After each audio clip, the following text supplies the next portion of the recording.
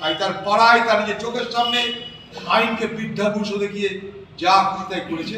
9টা মানুষের মৃত্যু, আরো কত মৃত্যু হবে জানি না, মৃত্যুর মিছিল চলছে। আমি যদি সত্যিকারের মমতা ব্যানার্জির নৈতিকতা বলে কোনো বোধ থাকতো, এখনই ওখানকার মেয়রকে তাড়িয়ে দিয়ে গ্রেপ্তার করা উচিত ছিল। হ্যাঁ, ক্রাইম করেছে, ক্রাইম।